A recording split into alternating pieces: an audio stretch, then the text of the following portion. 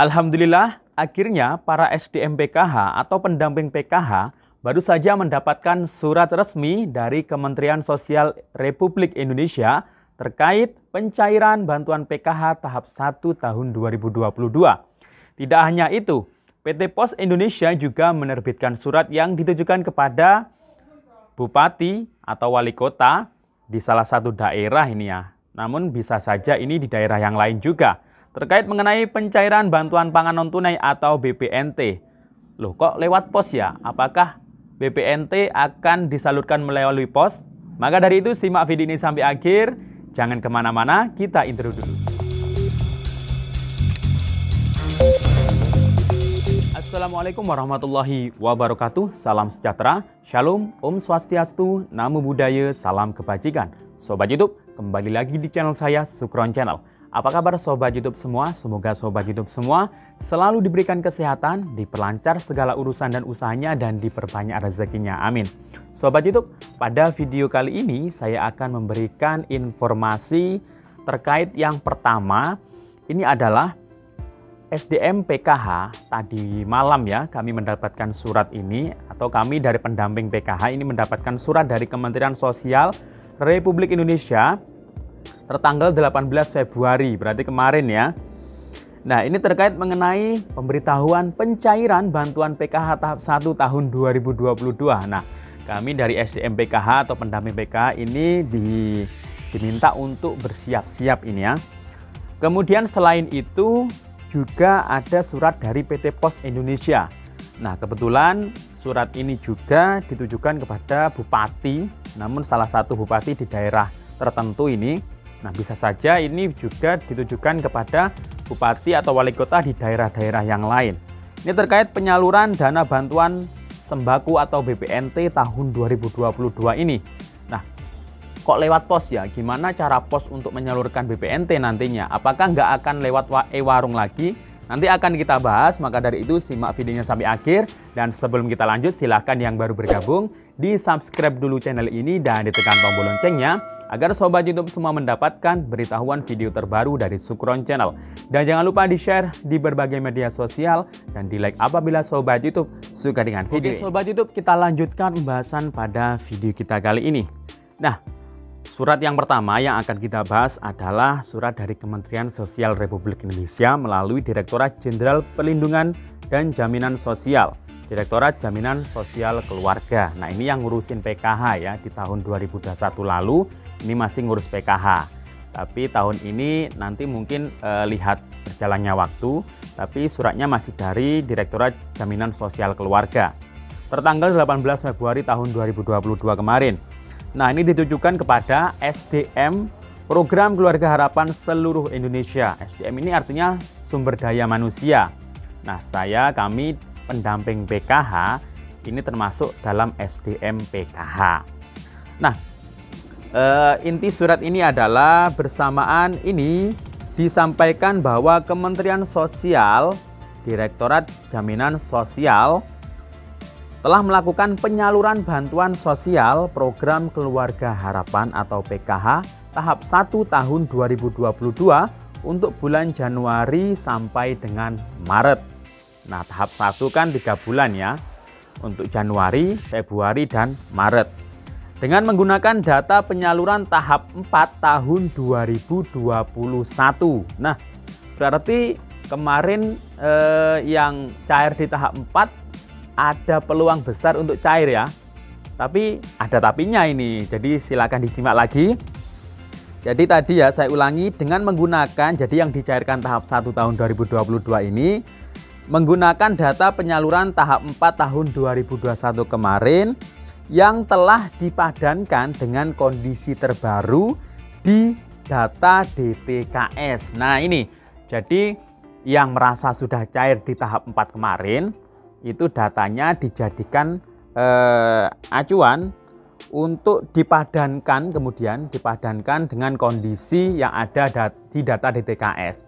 Jadi kalau pendamping PKH-nya sudah memutakhirkan di DTKS, nah sudah memverifikasi kelayakannya, misal tidak layak karena sudah meninggal, karena memiliki pekerjaan yang tidak diperbolehkan mendapat PKH, misal sudah PNS, sudah ASN, sudah jadi TNI, Polri, kemudian ada keluarga ya, jadi TNI, Polri, kemudian habis itu pegawai BUMN, BUMD, atau mungkin sudah sejahtera, sudah kaya, sudah dari pengusaha mungkin, atau gajinya sudah tetap dan mapan. Nah, ini menjadi salah satu yang bisa mengakibatkan tidak layak lagi mendapatkan bantuan PKH.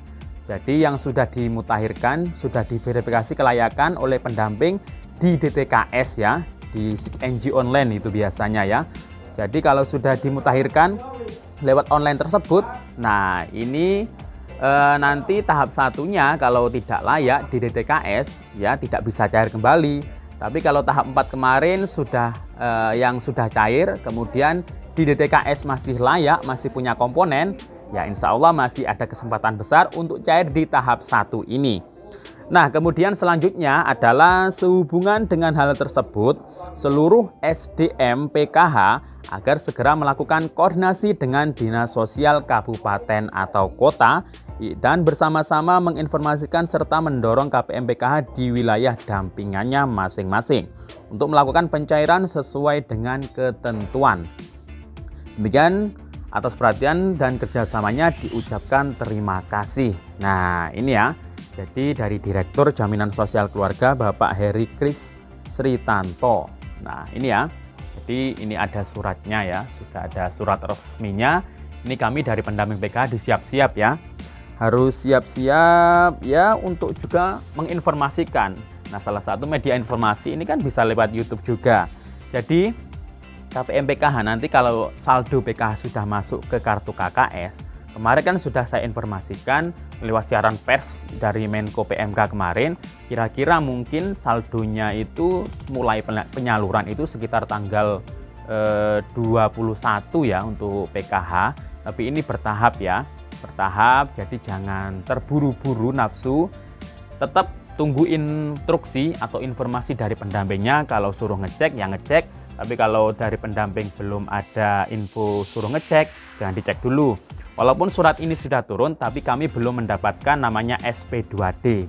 Jadi di SP2D nanti menjadi acuan nama-nama siapa saja KPM PKH yang akan cair, yang disuruh ngecek siapa saja. Nah itu ya, jadi yang paling valid itu SP2D nanti. Jadi mungkin sekarang sudah memproses ya dari Kementerian Sosial, sudah memproses penyalurannya. Tapi biasanya butuh waktu ya, jadi harap bersabar KPM PKH, ditunggu saja mulai Senin besok ini. Kalau yang dekat mesin ATM ya bisa dicoba dicek, tapi hati-hati ngeceknya ya. Kalau bisa ya di mesin ATM itu nggak akan terpotong ya saldonya. Kemudian surat selanjutnya, nah ini surat selanjutnya yang akan kita bahas adalah dari PT Pos Indonesia. Jadi di sini perihalnya penyaluran dana bantuan program sembako BPNT tahun 2022. Nah ini ditujukan kalau surat yang saya dapatkan ini kepada Bupati Kabupaten Ponorogo. Nah yang merasa dari Ponorogo siapa? Silakan komentar. Apakah di sana masih ada e-warung atau mungkin jauh e-warungnya? Karena ini PT Pos ya yang menyurati. Jadi di sini disampaikan PT Pos mendapat penugasan penyaluran dana BPNT tahun 2022 dari Kementerian Sosial. Nah, ini sebanyak 18,8 juta KPM BPNT yang disalurkan. Kemudian saat ini data sudah diterima PT Pos dan dalam proses pembuatan rekening untuk kemudian dilaporkan kembali ke Kementerian Sosial. Kemudian pembayaran dilakukan untuk 3 bulan, Januari, Februari, Maret. Jadi langsung double 3 ya, dapatnya Rp600.000 BPNT-nya. Dibayarkan secara tunai. Nah ini jadi yang ditujukan kepada Bupati Ponorogo ini, PT Pos itu akan membayarkan secara tunai kepada KPM dengan pola pembayaran di loket kantor pos. Jadi ada yang bisa datang ke loket kantor pos, kemudian pembayaran di komunitas, dan pembayaran secara door to door. Door to door ini kemungkinan ya yang mungkin sulit ke kantor pos biasanya lansia atau disabilitas berat. Kemudian secara nasional pembayaran program penyaluran BPNT akan dilakukan dalam kurun waktu mulai tanggal 20 Februari besok sampai 3 Maret. Jadi rentan antara tanggal itu ya. Jadi nggak serentak semuanya besok. Jadi di antara tanggal itu. Nah, kemudian jadwal akan disusulkan dengan surat terpisah karena masih proses penyempurnaan data. Jadi sekarang ini datanya masih diproses. Jadi mohon bersabar. Kalau BPNT tetap tunggu info dari pendamping BPNT-nya, biasanya TKSK ya. TKSK biasanya kalau masih ada agen atau e-warung di daerahnya, kemungkinan masih melalui e-warung atau agen seperti biasanya, seperti yang sudah saya informasikan kemarin. Jadi pola pembayarannya itu ada yang lewat pos, ada yang agen atau e-warung di situ. Jadi kalau mungkin ada yang e-warung atau agennya itu tergantung dari kabupaten atau kotanya masing-masing ya. Nanti kalau masih tetap menggunakan e-warung ya tetap e-warung seperti biasanya, bayarnya langsung 3 bulan. Nah, jadi menunggu info dari pendamping BPNT-nya. Dalam hal ini biasanya ada yang TKSK ya. Jadi, tapi tidak semua TKSK dari pendamping BPNT juga.